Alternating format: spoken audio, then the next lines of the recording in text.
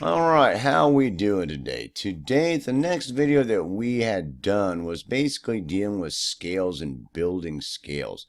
I'm trying not to go back too much into the theory that we talked about, except for just being able to visualize it on this medium that is the staff. So basically, that if we take a really quick look at the scales, what are we working with? Once again, we have the actual scales that, the notes that are basically on the keyboard and their octave ranges. And we've talked quite a bit about that. And we laid that out fairly well in the last video. So the next thing that we want to look at is, we've made ourselves a piece of paper, we've made ourselves something in our notation software that shows all the notes, sharps and flats, and we talked about all that. So when we go to talk about scales, that we've already talked about scales on the keyboard and how they go. The intervals and how the intervals work. And we'll go ahead and review that really quick. Is starting on C, we've got the first interval, the flat second or the augmented first, the second interval, the flat third or augmented second, the third interval, the fourth interval, the augmented fourth or the diminished fifth, the fifth interval, the augmented fifth or diminished sixth, the sixth interval, the augmented sixth or diminished seventh, and the seventh interval back to the eighth. Now, the intervals obviously that we already talked about, that would change depending on what root note you start with. We started with a root note of C. But those are the intervals from any given root, what the intervals are. And that can change if you make it the key of, you're going the key of A, that's A or A minor or melodic minor or anything like that, that those intervals are going to be spaced at those spaces. Whole step, half step, whole step.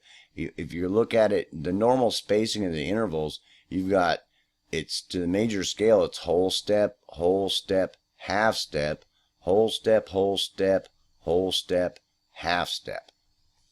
And those are the interval spacings. And if you keep that simple concept in mind, figuring out something simple like the melodic scale, you've got root, whole step, half step, step and a half, half step, whole step, half step for the harmonic scale. Not the harmonic minor, the harmonic scale. The harmonic minor scale is based on the minor scale that is the relative minor of the major scale that we talked about, 3 half steps down. You got the major scale starting on C. Let's say you're using the root of C. 3 half steps down, 1 half step, 1 half step, 1 half step would be A. So A, starting on A, with A being the root, you'd start that with the same notes that you played in C are going to be the relative minor. And we've talked about that. Those are some very simple concepts. So when we go look at the major scale, that's what we're looking at. Those basic concepts that we've already talked about. And we're just wanting to see that on the paper. So that when we go to look at the paper and we say we're starting on C here, and I'm using the treble clef, the G clef, that that it's the same concept. You've got C, whole step to D, whole step to E, half step to F, whole step to G, whole step to A, whole step to B, half step back to C, or half step back to C. And it's basically that simple. And the scale basically runs. And the best way to understand how to build the scale is understanding it from its intervals and being able to picture it on here. So you've got root to the second, to the third, to the fourth, to the fifth, the sixth, and the seventh. And how that's going to run, you're going to have root, whole step, half step, whole step, whole step, whole step to the seventh. And it'll be another half step back to the root. But it's basically that simple. And I don't want to get it too complicated, so that the actual concept, when you actually start working with a staff paper and you start constructing these scales from different root notes, you're going to have to slow down and work that out between the paper and the staff, and understanding a whole step and a half step, and looking at your piano, so that you can understand when you're looking at which octave range, we talked about that, what octave range you're in here, and also besides that, where are the intervals from there. If you're looking at F here and you're going up from that to G, that's obviously a whole step. Now if this was either F to F sharp or F to G flat, that's a half step. And we talked about why scales be made sharp or flat so they don't interfere. That it only uses one note name, so you don't get G and then G sharp. You get G and then A flat instead if you're using that note also on the scale. If you're using a lot of them, then it won't be worded that way, and we've already talked about that. So that shouldn't be a major issue. If you've watched those videos a couple times as we've gone along to let it sink in the information we've talked about. And it's basically, that's the simple concept we're talking about, so that you can go into any root, and you can start from any root and build a scale. Does that make sense? You can build a scale from any root on the fretboard. And that's the basic concept that you want to be able to do. So that the whole concept of building the scale is being able to start anywhere and build the scale from there. And the understanding of that is looking at something like the circle of fifths and having something like this that you can download from Doc's Music Theory Lab on Facebook, so you can see what notes are sharp and flat. Because just the C notes, there's no sharps or flats. And as you add sharps and flats, it's changing the key. So you can very quickly look at A and understand A has what? A has an A. A has a what? What note is this here? That's C. So it'd be C sharp and A. You'd have an F sharp and you'd have a G sharp and A, correct? So, and it's basically works that way. And that's a real simple concept. Why the circle of fifths, and why looking at this and having something like this can be very helpful for building it. So when you start to build the scale and things like that, this is for the basic scales. This is a very good reference. And getting one for the melodic minor and the melodic scale, the harmonic minor and the melodic scale is very helpful also. Those are the scales. That concept should be very simple to understand, so that I'm trying to keep this as simple as possible, because we've already talked about the theory. We just want to see it on here.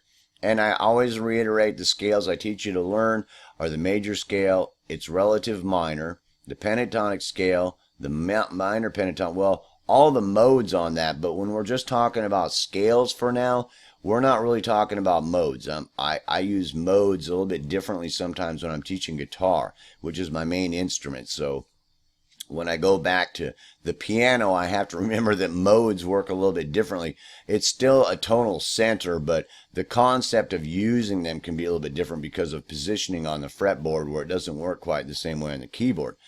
So the minor scale, the pentatonic scale, the minor pentatonic, the blues scale, the minor blues scale, the harmonic scale, the harmonic minor scale, the melodic scale, and the melodic minor scale. There's not that much difference about them. We'll talk about that in a minute. But the understanding of it is that when you're borrowing chords and borrowing notes, that sometimes those simple scales, as just a real simple bag to have to work from, as you get better and as you progress along when you're working with scales, that you will more likely regress back to either the minor scale or the major scale working in Western music, the pentatonic scale, maybe the blues scale, sometimes a little harmonic scale, and the melodic scale if you get into some really serious jazz or some experimental music.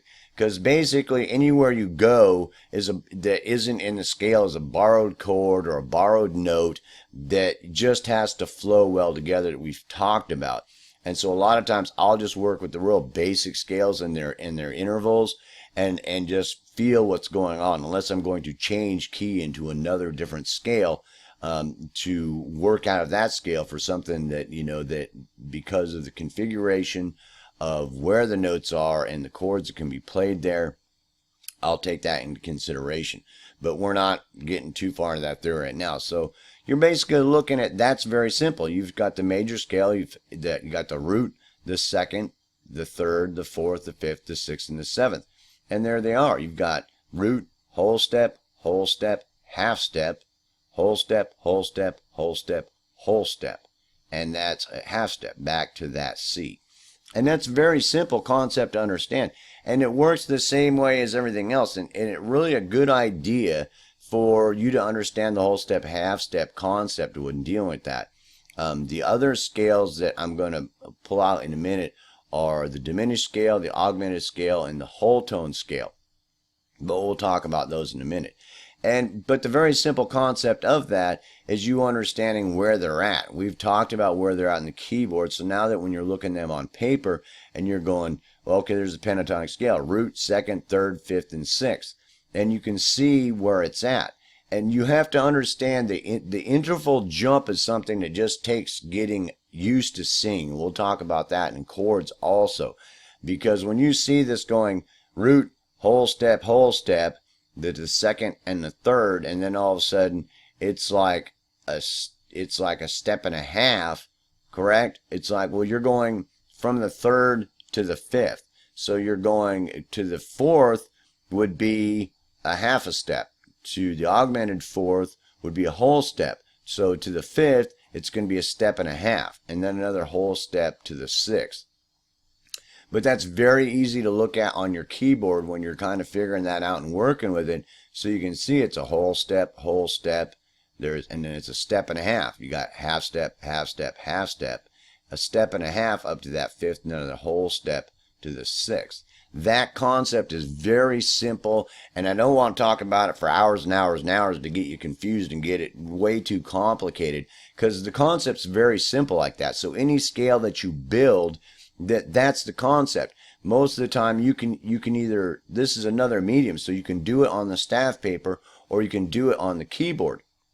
And if you always remember that between B and C is a half step, and between E and F is a half step, between all other intervals made on the white keys are whole steps.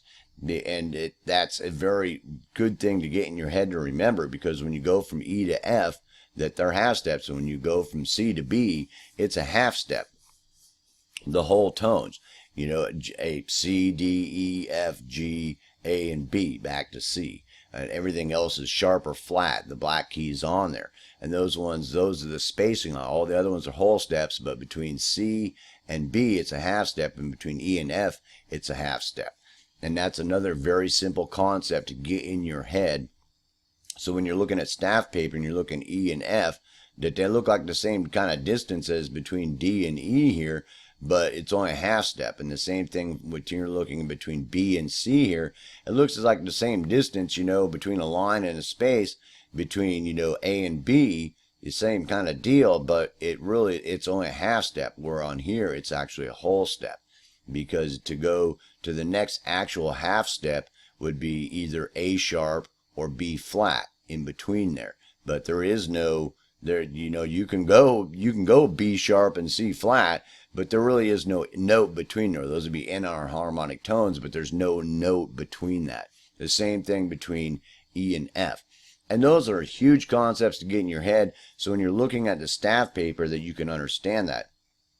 And one other concept I want to talk about is when you're looking at sharps and flats, you look at it on your keyboard and you look at it for a while, you really are going to want to be looking at your keyboard or the piece of paper we're looking at, or the keyboard that's in your notation software, and the staff for a while, because when you start seeing a bunch of sharps and flats all over the place when you're looking at a scale or something like that, it's like this right here. I did this on purpose. It's not notated like there's 3 sharps or 3 flats or some other thing like that. All of a sudden there's 2 flats and a sharp. And you got to kind of watch out for that, because if somebody didn't notate it perfectly correctly to where it's like written like the circle of fifths or something, where no, it's got 2 sharps or it's got 4 flats or something like that going on, you're going, well, why is there 2 sharps, 2 flats? What is going on there? 2 sharps and a flat. What's going on there? To be able to understand what that is, so you're being able to see really quickly that that's G and G sharp, instead of it being G and B flat, because you got B flat here also, because it's the minor scale.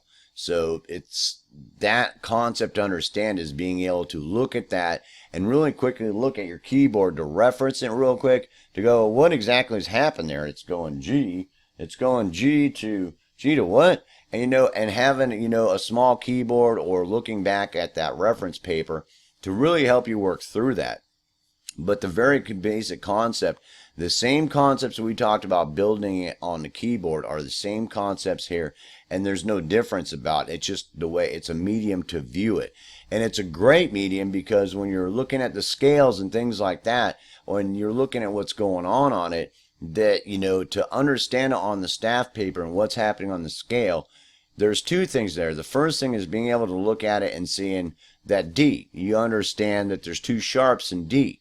Two of the notes are sharped in D. And being able to quickly visualize that on the staff paper also, so that you can quickly visualize D and the two sharps that are in that scale. It's a major, it's D major, but it'll be over here notated the key with two sharps, and the scale itself has got two sharps in it showing you what notes.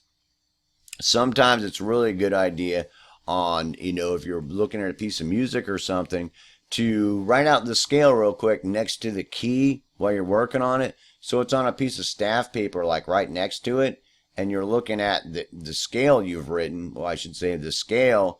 The music might have the key written here as D, but you put the scale on it with the correct sharps and flats on it. And for reference real quick, as you're going through the music and practicing something or something, as you practice, at first. And that's a good idea also. But the actual building the scales and seeing them, that's the basic concept of them. The only scales that I don't have on here right now that we talked about are the diminished scale, the augmented scale, and the whole tone scale. And we talked about those just being whole steps. So you're just going to have whole steps going in series of the wholes with the whole tone scale. With the augmented scale, it's either going to go half step, step and a half step, step and a half, and so on and so forth.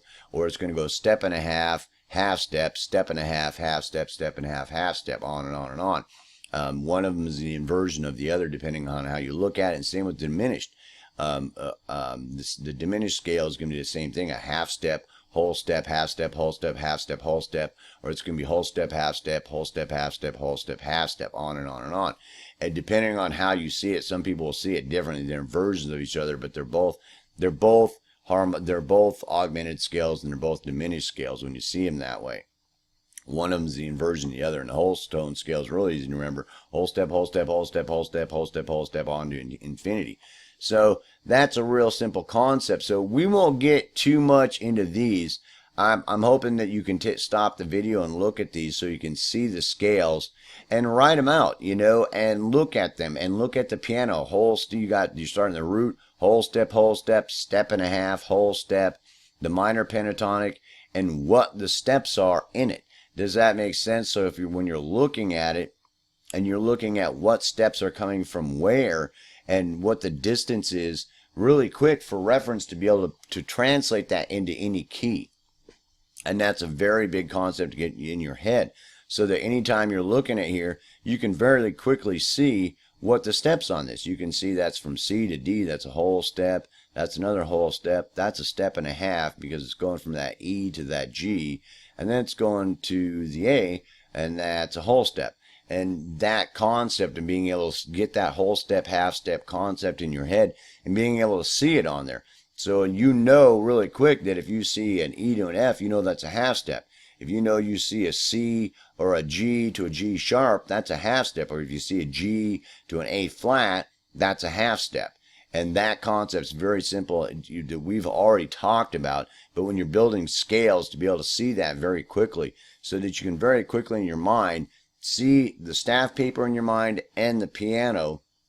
And why I use it for teaching theories, because it's really easy to see where the whole steps and half steps are, or sometimes some instances it's not really that easy to see. And once you get used to them, that they are, but it's not that obvious sometimes really very rapidly. So that's about what I kind of wanted to show you, and I want you to be able to take these and copy these and then go through them. And understand what the steps are from them. You've got like the harmonic minor scale or the harmonic scale. Most people look at it as, a lot of people look at the harmonic minor scale because they see it as the relative minor scale. That's basically the minor scale that's a relative of the major scale. But I always look at it from the harmonic scale, because basically the harmonic scale and the major scale, the only difference is an augmented fifth or diminished sixth. So it'll go root, second, third, fourth, augmented fifth or diminished sixth, flat sixth to seventh. And it's just one note different than with the normal scale. And with the melodic scale, it's an augmented fifth and an augmented fourth and an augmented sixth, or diminished fifth and a diminished sixth, and then on to sixth, seventh, sixth and the seventh, or sixth and seventh, sorry.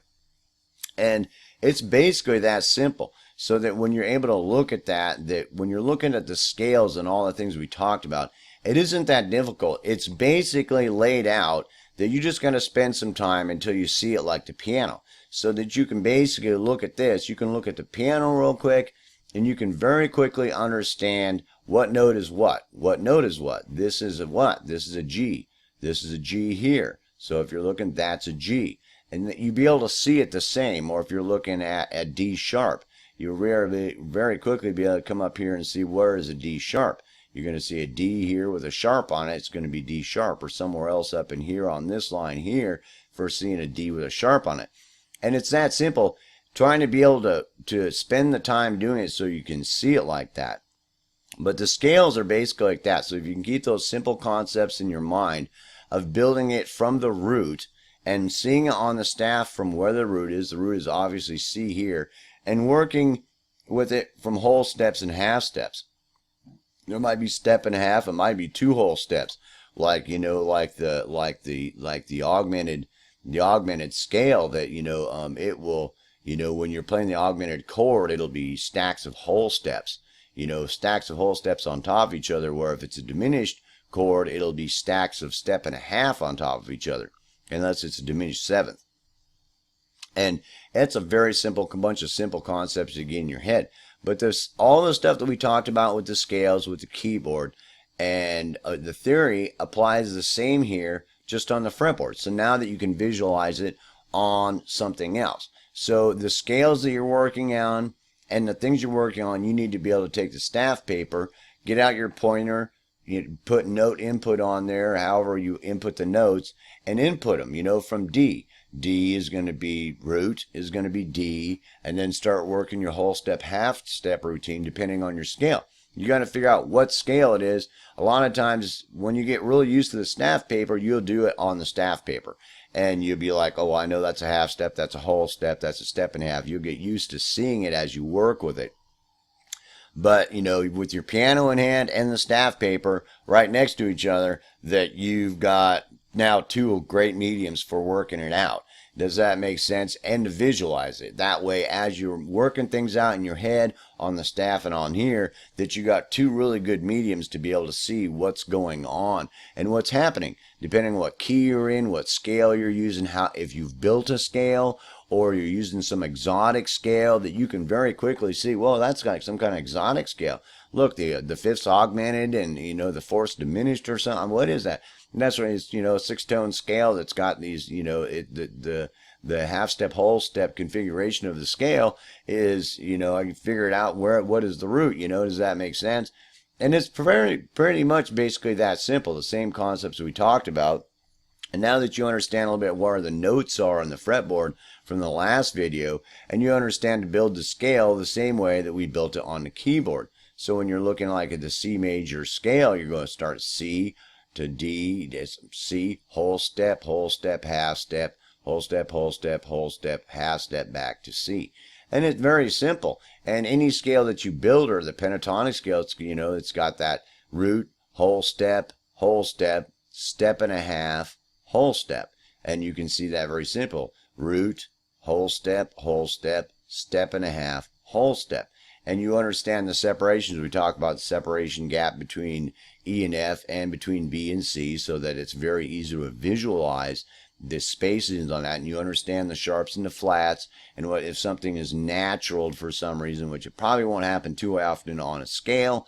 You can see that I put it on here also. You can see it might be. So anytime you see that and they've notated it that isn't theoretically perfect as far as, you know, how things have tried to be laid out mathematically, so that there's never, you know, any, you know, confusion when you're looking at something. That if you do, then you go, well, why is that? Because that's like E and then E flat and then E natural, you know, and it's like, why, you know, who knows why they notated that, but it didn't confuse you. You knew you were looking at a scale, and you very quickly determined that it might not have been notated quite correctly, because it shouldn't have been using the same note.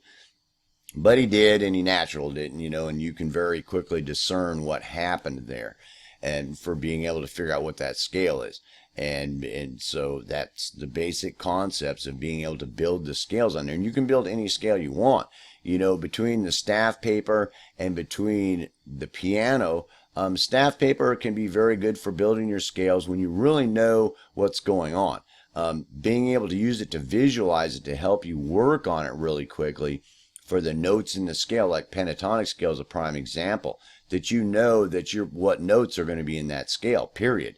You know, you're looking at, you know, a circle of fifths or something else that's, or the key of it, that it's pentatonic, that you really quickly know what notes are in there for when you're building melodies and harmonies and chords or anything else as you go along, or you've got several different instruments stacked on top of each other, and those are the only notes you got to work with, bro, unless you go out of key.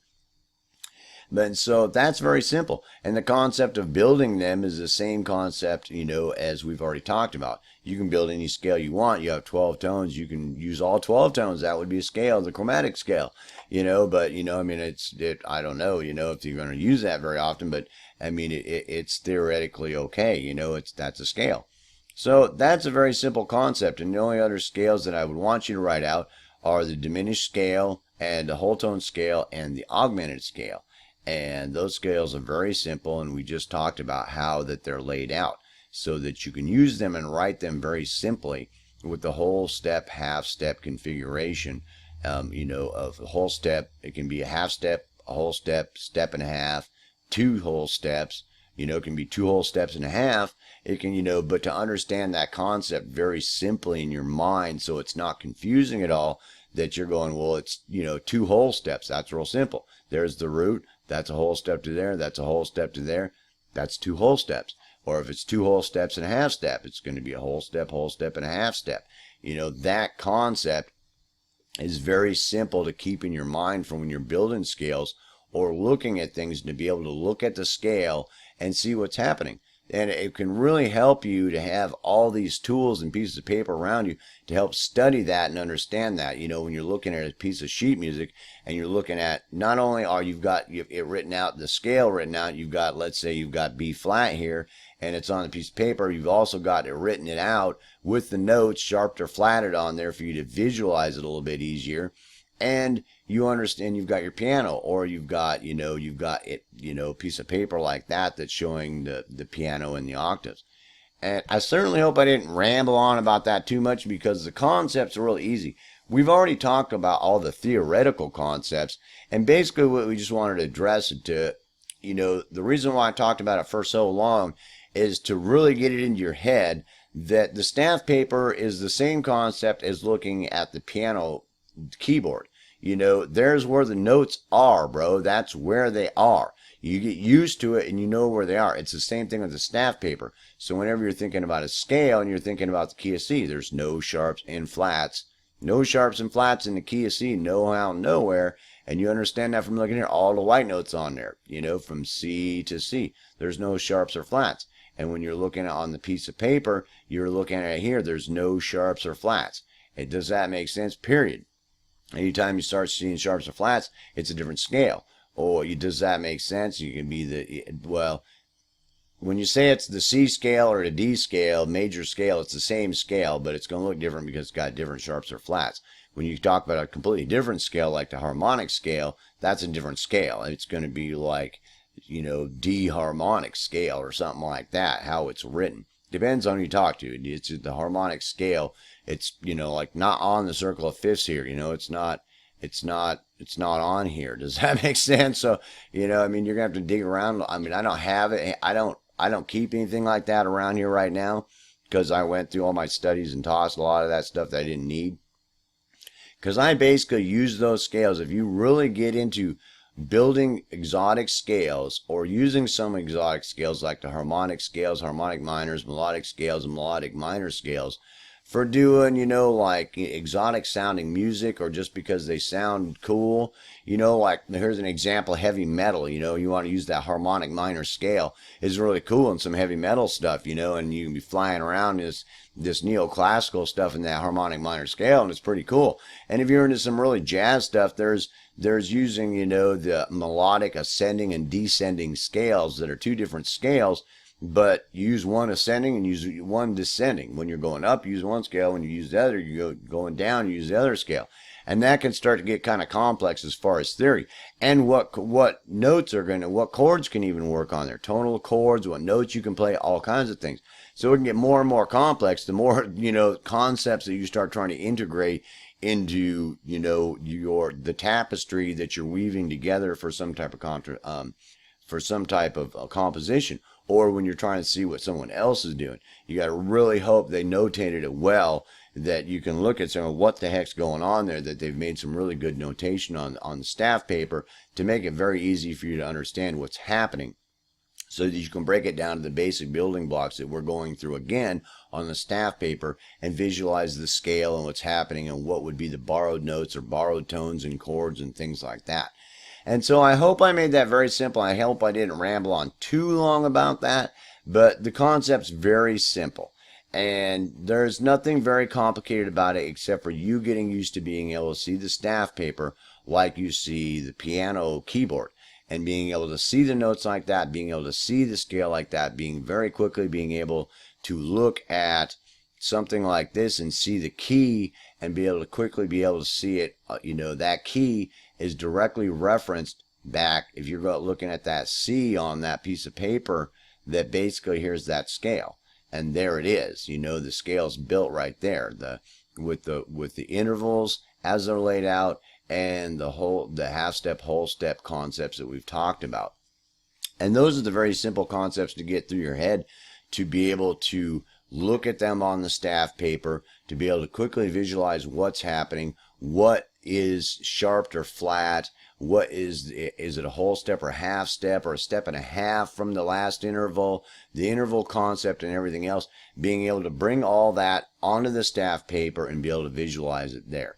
And we've talked enough about those concepts that the next step for you is to be able to sit down with these scales and start working with them on your keyboard and on your staff paper, and writing them out in different keys, getting out the piece of paper and looking at, the key of D, and understanding what's sharp or flat, and being able to write it out as a scale. Being able to quickly start with D and go, well, it's whole step, let's see, root, whole step, half step, whole step, whole step, whole step, whole step, half step.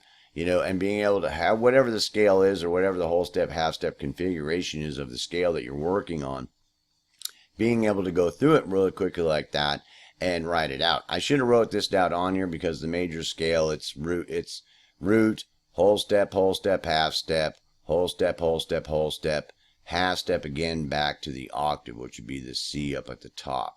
And it's very simple like that. The minor scale, you're going root, second interval, flat third to the fourth, fifth. You've got the flat sixth or augmented fifth to the flat seventh. And and that concept is very simple. It's root, whole step, half step.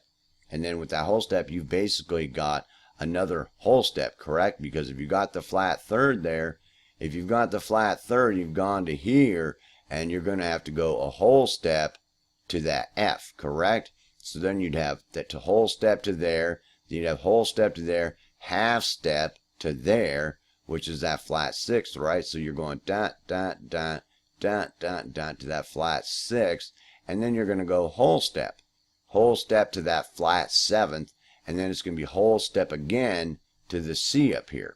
So it'll be a whole step after that. So really quickly, that's root, whole step, half step. Then you got whole step, half step, whole step, and then you've got whole step again to the root. And just working through that on your scales you know, because that's a very simple concept to be able to understand and relate. So anytime you're dealing with scales or building a scale, you're dealing with the notes that we've talked about, you're dealing with the intervals we've talked about, and you're dealing with that whole step, half steps, you know, two whole steps and half step concept of being able to quickly lay it out in your head. So when you're looking at a staff paper or you're looking at your keyboard, that you can quickly voice that in your head to see what the scale is. And being able to put your sharps or flats on there. And we've already talked about those sharps and flats and why they would go there because of what, you know, some of these I've done a little bit differently so you can see, you know, it's like, well, why did he do that? He's got that E there and then he's got the E natural. Why would he do that? Why isn't it, you know, F flat, you know, and because if it's going to be E flat to that, why didn't he do that? And we've talked about that whenever you're building a scale, if and when possible, that if you got like C, D, it doesn't go C, D to D sharp, it goes C, D to E flat. You know, unless E is being used like in the blues scale, it would be C, D, D sharp, E flat, and E. And then it would also be the G and the A. So, you know, you're going to have to figure out which one of those you want to call it.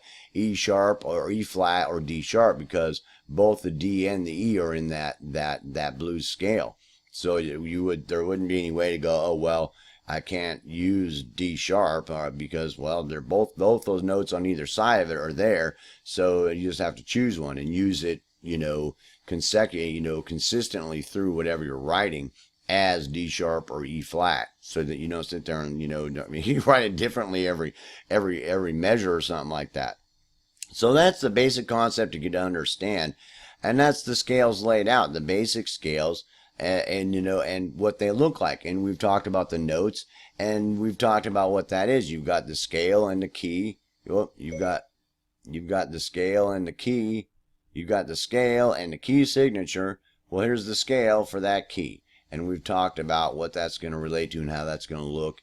And we've talked about the concepts that are involved in it enough by now to where now when you're talking about a scale on there, you should be able to go through just about any scale and quickly figure out what notes you're using on it between your piano or staff paper, and start to be able to visualize it on the staff paper with what intervals those are from the root, and whether they're a whole step, half step, or step and a half, or two whole steps, or whatever they are, the configuration, and be able to quickly start to be able to see that so that you can see that. There's other concepts of that also later on when we start talking about chords, I think, in the next video, and triads and larger harmonies, that concept is going to be very integral to you being able to see, well, what triad is that, and what is the distance between the root and the fifth, you know, and the root and the third, and being able to visualize it on here. But the scale is the same kind of concept, except for they're not stacked. It's linear and they're in sequence rather than stacked on top of each other. So I hope that helped you, and I hope now that when you're talking about the scales with the concepts we talked about, that you're able to look at the staff paper and you'll be able to understand what the scale is, how it's written out on the staff paper, and how easily that it is to write it out and to visualize it on the staff paper. And now when you're looking at the key, you can quickly relate it to the actual scale.